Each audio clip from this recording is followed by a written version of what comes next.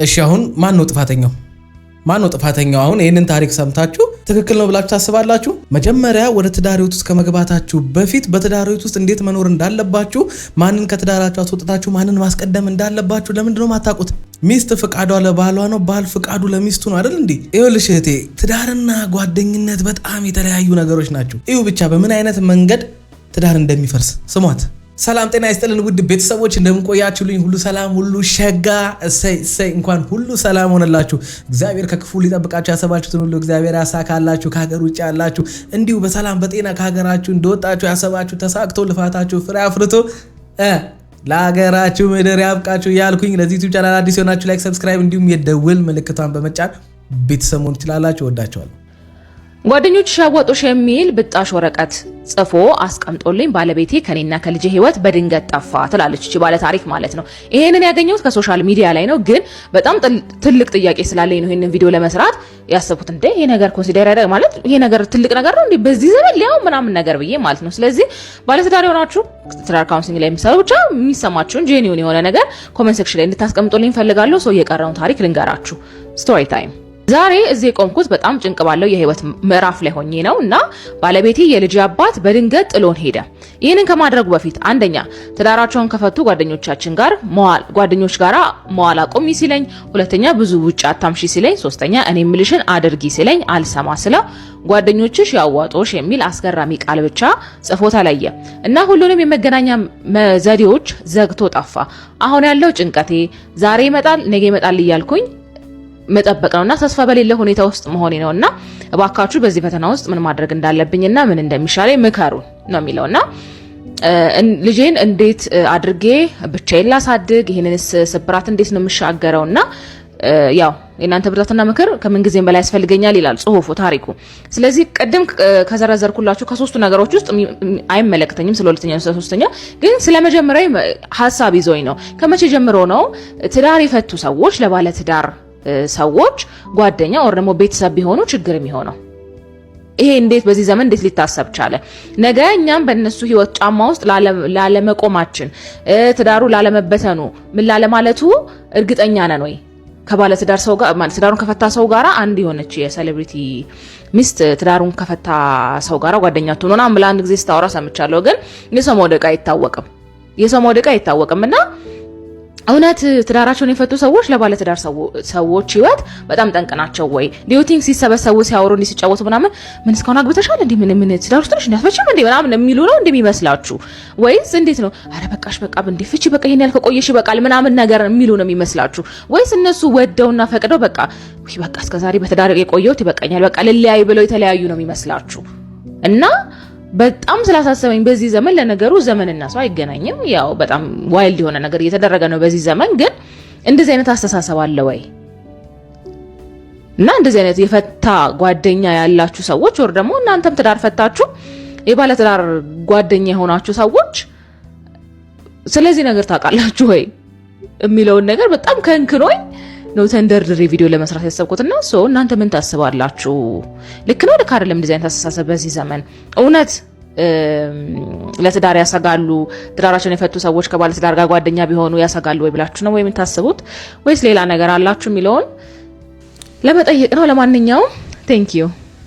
ሐሳቡን እንደሰማችሁት ነው። አሁን ያቀረበቻቸው ባለትዳሮች የገጠማቸው ነገር ምንድነው? ባልየው መግቢያ ላይ ተናግሬዋለሁኝ። ትዳርና ጓደኝነት የተለያየ ነገር ነው። ማንን ማስቀደምና ማንን ማስበለጥ እንዳለብን እግዚአብሔር ለሰጠን ህይወት ነው ታማኝ መሆን ያለብን፣ ወይስ ደግሞ እዛ ጋር ነገ የሆነ ነገር ብንሆን 2 ቀን 3 ቀን መጥተው ካዩን በኋላ እስከናካቴው ዞር ብሎ ለማያዩን ስለኛ ህይወት ስለማይገዳቸው እስካለን ድረስ አብሮን ከጎናችን ለሚቆሙ ሰዎች ነው? ወይስ ደግሞ ሁሉን ትተን እርግፍ አድርገን ትዳር ይሻለኛል መሰብሰብ ይሻለኛል ቤተሰብ ልሁን እናት ልሁን ልጆች ልውለድ በቃ ብቻ የአንድ ሰው ሆኜ ልኑር ብለሽ የገባሽበት ህብረት ይበልጥብሻል? ሁለተኛ ደግሞ አንድ ሴት ክፋት በሌለበት መንገድ አንቺን የማይጎዳ መንገድ እንደገና ደግሞ አንቺን የማይጠቅምሽን ነገር ባልሽ ተይካለሽ ለምንድን ነው ማትተዩ ነው? ምክንያት መጠየቅ ለትዳራችን ነው እያልሽ ያለው አይደለ? ለኔ እኔን ይጎዳኛል ወይም እኔ ደስ አይለኝም አይደለም። በቃ ያ ነገር እየበጀን አይደለም ነው። ትዳርሽ ላይ ክፍተት እየፈጠረብሽ ነው አይደለ? ታዲያ ምን ችግር አለ? እርግፍ አድርገሽ ብታዩ ለማይጠቅምሽ ነገር ገበያ አታመጭበት፣ ገንዘብ አታመጭበት ብትሄጂ እነሱ ጋር ወጪ ነው የምታወጪው። ሶስተኛ ደግሞ ከትዳርሽ በላይ ጓደኞችሽን የምታስበልጭበት ምክንያት ምንድነው? ለዛውም የልጅ እናቱ ነሽ። ትልቅ ኃላፊነት የተሰጠሽ ትልቅ ኃላፊነት እያለ በእንደዛ አይነት የማይረባ ነገር ውስጥ መጠመድ የለብሽም። ዋናው ደግሞ እሷ ያነሳችሁ ትዳርን ይሄ ነገር እንዴት ሊያፈርስ ይችላል ብላ የጠየቀችው ነገር አለ። ያ ምንድነው? አግብተው ከፈቱ ሰዎች ጋር መዋል። ይሄ እንደውም በጣም ሮንግ ነው። በነገራችን ላይ ያው ሰው በግዴታ ከአግብቶ ከፈቱ ሰዎች ጋር ብቻ ስለዋለ ወይም ደግሞ ጓደኛ ስለሆነ ትዳሩን ያፈርሳል ማለት አይደለም። ሁሉም ሰው ትዳሩን ስለፈታ አንድ አይነት አመለካከት ይኖረዋል ወይም ደግሞ ለትዳር መጥፎ አመለካከት ይኖረዋል ብዬ አላስብም። ግን ደግሞ ያ ነገር የመከሰቱ አድቫንቴጁ በጣም ትልቅ ነው። ምክንያቱም ለምሳሌ በነገራችን ላይ ይሄ ነገር አብዛኛውን ጊዜ የሚፈጠረው በሴቶች በኩል ነው። ግን ዋናው ነገር ምንድነው? በዚህ ላይ ልጨምርላችሁ የምፈልገው ነገር ምንድነው? ሴት ልጅ ካገባሽ በኋላ አግብታ ከፈታሽ ሴት የትዳር ምክር የትዳር የሆነ አይነት ነገር ከሷ ጋር ያላትን ቬሎሺፕ በአግባቡ ብታደርገው። ሁሉም ሰው መጥፎ አመለካከት ይኖረዋል ብዬ ስለማላምን ብቻ በተሻላት አቅም ከሷ ጋር ያላትን ከዛች አግብታ ከፈታሽ ሴት ጋር ያላትን ግንኙነት በአይነ ቁራኛ እየተከታተለች ለምታወራት ለምትሰጣት ሀሳብ በደንብ አድርጋ እየሰማች። ምክንያቱም የፈለገ ነገር ቢመጣ ለትዳር ጥሩ አመለካከት ቢኖራት እንኳን ያቺ ልጅ ልቧን የሰበረባት ያሳዘነባት አስቡት፣ ፍቺ የፈጸመችበት ነገር ነው። ይሆነኛል ይበጀኛል ብላ የገባችበት ህይወት ሳይሆን ቀርቶ ዛሬ ላይ ሲንግል ሆና ሊሆን ይችላል፣ አግብታ የፈታሽ ሆና ሊሆን ይችላል። በሷም ጥፋት ይሁን ባገባችውም ሰው ጥፋት ብቻ ከዛ ነገር ውስጥ ወጣለች። የተወሰነ ፐርሰንት ቢሆን ለትዳር የሆነ አይነት ጥሩ አመለካከት አይኖራትም። ግን እችኛው ያገባችው ሴት ከዛች ሴት ጋር በሚኖራ ቬሎሺፕ ላይ ምንድነው መጠንቀቅ ያለባት? በትዳሯ ውስጥ ባለችበት ሰዓት ላይ ከባሏ ጋር በሚፈጠሩ ነገሮች ዙሪያ ግጭት ሊሆን ይችላል፣ ብቻ አለመስማማት፣ እነዚህን ነገሮች እየሄደች ከሷ ጋር አለመመካከር፣ ያ ለትዳሯ በጣም አደጋ ነው። ምክንያቱም ያቺ ሴት አግብታን የፈታችው ብራዘር እሷን ስለጎዳት ነገር ነው አንቺ መተሽ ለማስተካከል እያማከርሻት ያለሽው። ብቻ በአጠቃላይ ምንድነው አግብታ የፈታች ሴት የፈለገ ነገር ቢመጣ እሷ ክፉ እኮ ላትሆን ትችላለች፣ በባህሪ ክፉ ላትሆን ትችላለች። ግን ለትዳር ያላት አመለካከት በቃ መጥፎ ሊሆን ይችላል፣ ደስ የማይል ሊሆን ይችላል። ስለዚህ ትዳር ውስጥ ያለች ሴት ከዚህ ልጅ ጋር የጠበቀ ጓደኝነት ከሆነ ከዚህ ልጅ ጋር የጠበቀ ግንኙነት ከሆነ ያላት እቺ ልጅ አደጋ ውስጥ ናት። ምክንያቱም ነገ በትዳሯ ውስጥ ግጭት ይፈጠራል፣ መጣላት ይፈጠራል ምናምን። ከዛ በኋላ ሄዳ የምታማክረው እቺ ልጅ ከሆነ ከዚህ ልጅ ጋር ከሆነ ወደ ስለ ትዳሯ የምታወራው እቺ ልጅ ትዳሯን የመፍታት አድቫንቴጇ በጣም ሰፊ ነው። አይደለም ትዳሯን ከፈታች ሴት ጋር ሲንግል እንኳን ኮነሽ ምንም አይነት ትዳር ውስጥ ካልኖረች ሴት ጋር እንኳን ያላትን ግንኙነት በመጠኑ ነው ማድረግ ያለባት። ትዳር ውስጥ ያለ ሰውና በሲንግል ህይወት ውስጥ ያለ ሰው የየቅል ነው ህይወታቸው፣ አይገናኝም። አስቡት። ለምሳሌ እሷ እዚህ ጋር ትዳራቸውን ለማቅናት ደፋ ቀና ሊሉ ይችላሉ።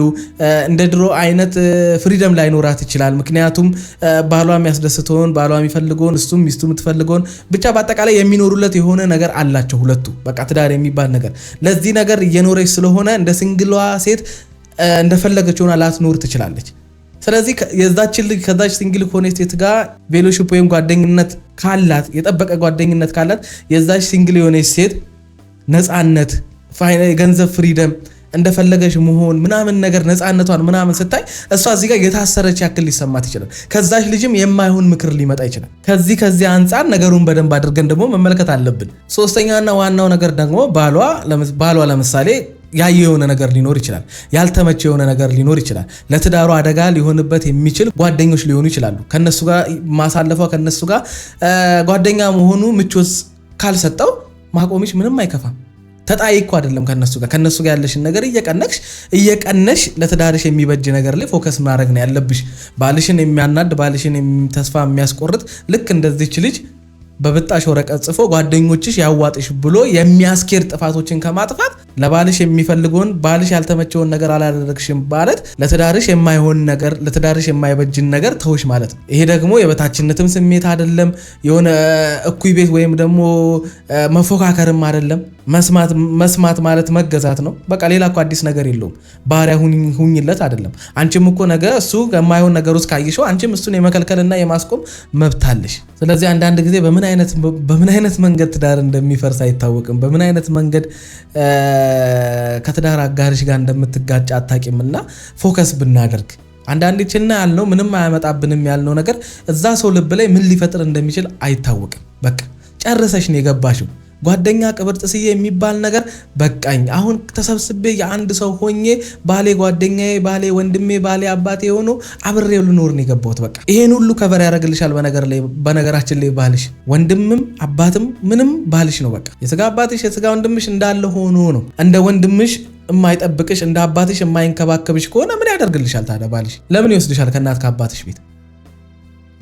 ስለዚህ ከጓደኞችሽ ጋር እንድትሆኚ ከጓደኞችሽ ጋር ስታሳልፊ ምናምን ነገር ብቻ ምቾት የሚሰጥሽ ምናምን ከሆነ ትዳርሽ ላይ ያለው የሆነ ክፍተት አለ። እዚህ ጋር ክፍተት ከሌለ እዛ የሮጥን የሚያስኬደን ወይም ደግሞ እዛ ካልሄድን የሆነ የሚጨንቀን አይነት ሰዎች ከሆነ በቃ ችግር አለብን እኛ። ስለዚህ ሁልጊዜ ቅድሚያ መስጠት ላለብን ነገር ቅድሚያ መስጠት አለብን። እናንተ ምን ታስባላችሁ? ለዚህ ነገር ምን ትላላችሁ? አሁን ምንድነው ጥፋተኛ ነው? እንደኔ ለማስተካከል ቢሞክር ጥሎ ባይሄድ ባይ ነኝ። ያው አንዳንድ ሰው ስሜታዊ ይሆናል፣ ንዴት ውስጥ ይገባል ምናምን ነገር አንዳንዴም ብቻ ለቅጣትም ሚስቱን ለመቅጣትም አይነት ነገር ቆራጥ እንደሆነ ምናምን ነገር ብቻ አንዳንድ ሰው ያንን ነገር የሚያሳይበት የራሱ የሆነ መንገድ ይኖረዋልና ግን ደግሞ እንዲሁ በአንዴ ተስፋ ከመቁረጥ በተሻለው አቅም ሚስቱን ለማስተካከል ቢሞክር ባይ ነኝ እኔ። ቁጭ አድርጎ የመጨረሻ ማስጠንቀቂያ ቢሰጣት የጀመሩት ህይወት ትዳር የሚባል ነገር ስለሆነ ትልቅ ኃላፊነት የሚወስድ ነገር ስለሆነ ብቻውን የሚመራው ብቻውን የሚለፋበት ነገር ስላልሆነ ነገ እሱ ምን ሊከሰትበት እንደሚችል አይታወቅም። ስራ መክሰር ሊሆን ይችላል፣ ስራ ማጣት ሊሆን ይችላል፣ መታመም ምናምን የሚባሉ ነገሮች አሉና እነዚህ ነገሮች በተፈጠሩ ሰዓት ላይ ሚስት ይህንን ነገር ማስቀጠል የምትችልበትን ነገር እያስተካከለች በትዳሩ ውስጥ ሁልጊዜ የባሏ እንደ ባካፕ ሆና ከጎኑ ካልቆመችለት በእንደዚህ አይነት ነገር ውስጥ የተጠመደች ሴት ለትዳር አደጋ ነች። ልጅ ከበላ ከጠጣ በቂው ነው ለምትሉ ወላጆች ማለት ነው። ልጅ ከበላ ከጠጣ በቂው ነው ብሎ ነው ቤተሰቦቻችን ያሳደጉን ማለት እንደዛ አስበው ነው። ልጅ ከበላ ከጠጣ በቂ ነው ብለው ቤተሰቦቻችን በእንደዛ አይነት ሜንታሊቲ ሊያሳድጉን ነው የወለዱን ብላችሁ ታምናላችሁ? ምክንያቱም እህቴ እንደዛ ነው እያለችን ያለችው። ልጅ ከበላ ከጠጣ በቂው ነው ለምትሉ ወላጆች ማለት ነው። በጣም ደባሪ ናችሁ፣ በጣም ደባሪ ናችሁ። ግሬ ለማታብሉን እኮ ማለት እናንተ ባታበሉ ሌላ የሚያበላ ሰው አለ። ኢትስ ኦኬ። ልጅን የሚያሳድገው እግዚአብሔር ነው። አቡ ወላጆች እደጉ፣ ፕሊዝ እደጉ። በጣም በጣም ሕፃን ናችሁ፣ በጣም አላደጋችሁ። እንዴት ልጅን ማሳደግ እንዳለባችሁ አታውቁም ማለት ስላበላችሁ ስላጠጣችሁ በጣም ቢግ ዲል ይመስላችኋል። በጣምና ኢትስ ኦኬ ቆሎ ይብላ ችግር የለም ግን ፍቅርን አስተምራችኋል። እናንተ ጥላቻችሁን፣ ዛቻችሁን፣ እንዴታችሁ ልጆቻችሁ ላይ የተወጣችሁ ግን እኛ ካደግን በኋላ ስለ ራሳችን የሚሰማን ስሜት እየተመታ እንዲሆን ያደረጋችሁት እናንተ ናችሁ። ኦኬ እና እኔ ታዳጊ ወላጆች ብያችኋል። ልጆች እያለን ባሳለፍናቸው ነገሮች ካደግን በኋላ እንዴት ስቃያችንን እንደምንበላኝ ነን የምናውቀውና ከበላ ከጠጣ በቂ ነው ምናምን አትወልጁስ። ቆይ ማለት መውለድ እኮ ግዴታ አይደለም። እዚህ ጋር አፕሪሼት ላለማድረግ እኮ አይደለም፣ ግን እናንተ ባታሳድጉ ማለት ነው። ሰንበዴል ሲያሳድጋል መንገድ ላይ ተጥላ የተገኘች ልጅ አድጋ ምናምን የሆነ ሰው አሳድጓት ዛሬ ላይ የሆነ ቦታ የደረሰቻለች እና ማለት በእናንተ በኩል ስንመጣ ማለት ነው ይህን ያህል ባሪያችሁ ይህን ያህል የሆነ ነገር ማድረግ የለባችሁ። ኃላፊነት ሰጥቷችኋል። ልጅን የሚያሳድገው እግዚአብሔር ነው እና ኃላፊነት በጣም በጣም በጣም ገና ናችሁ። እጅግ በጣም ቤተሰብ ገንዘብ ስላላቸው በደንብ ስለበላን ስለጠጣን እኛ ከምር ፍቅር ይሰማናል፣ የመወደድ ስሜት ይሰማናል፣ ኮንፊደንት የመሆን ስሜት ይሰማናል ማለት አይደለም። በጣም ብዙ ማናቃቸውን ስሜቶች እያስተናገድን የመጣ ነው። እናንተ ወላጆች እኛን ባሳደጋችሁበት መንገድ ነው እና ባካችሁ ይህንን ጀኔሬሽን የሚያድጉ ልጆችን አትበርዟቸው።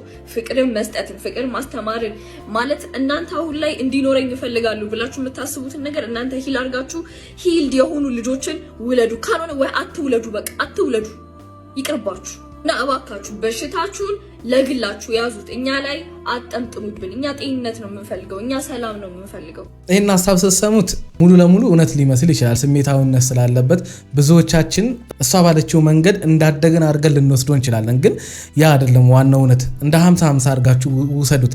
የተወለድነው ኢትዮጵያ ውስጥ ነው፣ ያደግነው ባልተማረ ማህበረሰብ በተቸገሩ በደሃ እናትና አባት ነው ተወልደን ያደግነው እና ዛሬ ላይ ጠቅላይ ሚኒስተር የሆኑ ሌክቸር የሆኑ ብዙ ኢንጂነር ብዙ የፈጠራ ሰዎች የሆኑ ሰዎች አንቺ ባልሽው መንገድ በዛ ፍቅር ውስጥ አድገው አይደለም ስንት ኪሎ ሜትር በእግራቸው ሄደው እየተማሩ ከዛም አልፈው መጥተው እረኛ ሆነው በከብቶቻቸውን፣ ፍየሎቻቸውን፣ በጎቻቸውን እናትና አባቶቻቸውን ጠብቀው ብዙ መከራ አይተው ሰው ቤት ተጠግተው ተምረው አልፈው ዛሬ ላይ እነሱም ወላጅ ሆነው ያንን ነገር ረስተውት ግን አልፈው ዛሬ ስኬታማ ሆነው እነሱም ወልደው እነሱም ወላጅ ሆነው ልጆቻቸውን በሚገርም ሁኔታ እያሳደጉ ያሉ ሰዎች አሉ። አንቺ ጋር ያለው ስሜት የብዙ ኢትዮጵያውያኖችን ድምጽ ወይም ደግሞ የብዙ ኢትዮጵያውያኖችን ስሜት ወክለሽ ሳይሆን አንቺ ያደግሽበት የሆነ ያቆሰለሽ የሆነ አይነት ስሜት ውስጥ ስላለ እንጂ በዚህ ደረጃ እንኳን እኔ እንጃ ተጎርተን አድገናል ብዬ አላምንም። ምክንያቱም ነገሮችን ሚዛናዊ ማድረግ አለብን። እኛ ምንድነው እሺ በምን አይነት ፍቅር ነው እንዲያሳድጉን የፈለግነው ነው ዋናው ያ ነገር ነው። በምን አይነት ፍቅር ነው እንዲያሳድጉን የፈለግነው ነው።